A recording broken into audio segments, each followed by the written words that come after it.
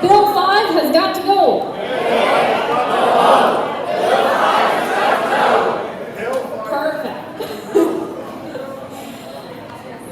Thank you everybody for coming out. My name is Lucia. I'm going to be our MC today from Hamilton 350. And before we get kicked off, we just want to reiterate again that Hamilton 350 is opposed to the forcible movement of unhoused folks with nowhere to go. We did not know this was going to happen today, and we are frankly just saddened and disgusted that this is happening as we're trying to come together and do this rally. We have a simultaneous enforcement action happening at the same time.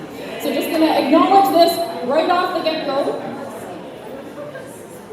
In place of a traditional land acknowledgement, which people do at a lot of these rallies, we have an Indigenous speaker that I'm so excited to introduce.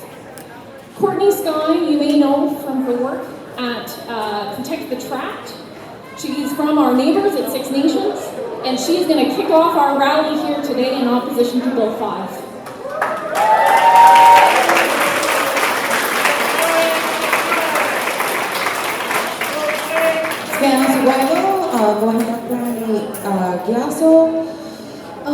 I'm so excited to see so many people here that are as pissed off as I am. For real, like I am just, there have been so many things that have happened over all of our lifetimes that we have seen more injustice, more people being unhoused, people not being able to afford basic living, and that we really want to see change. And I know that for myself, I was really motivated to create change in my life. I was one of those people that was like, I'm gonna do this, I'm gonna make change, and I wanna do all these cool things.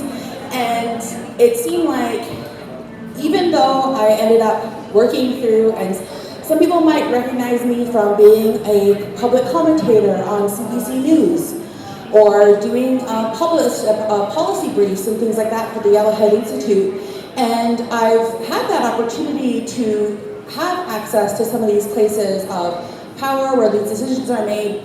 And one thing that always drove me and made me really confused was that all these people that are making all of these decisions never actually showed up on the ground or in the places where the people that are most impacted are going to be able to prove whether or not the solutions that they're putting in place are actually going to make the difference that they want to see.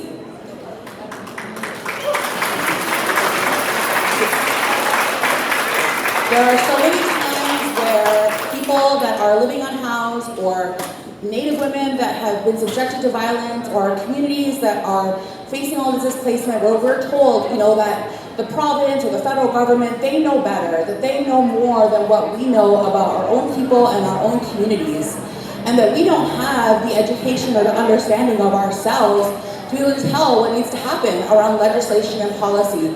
And that's simply not true.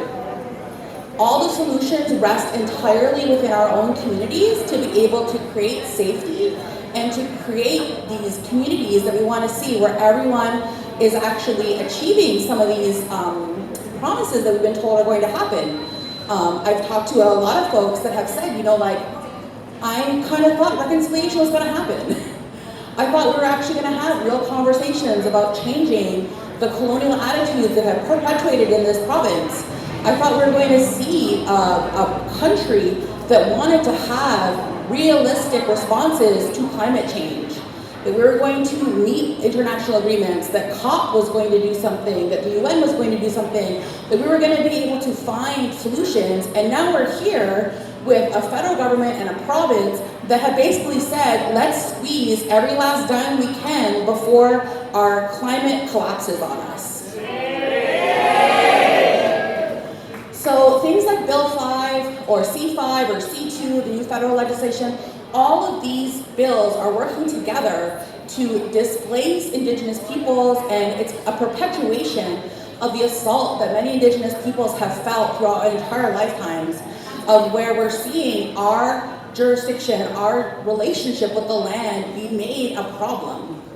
And I can see this, people are seeing this happen, and it's unfolding, and it's kind of hard to know what to do, because It's not until the things that you thought were your right to do, when the state decides that they're going to be illegal, that you're then faced with police violence.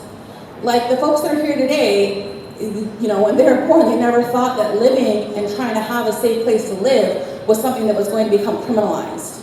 Yet we're all here witnessing it now.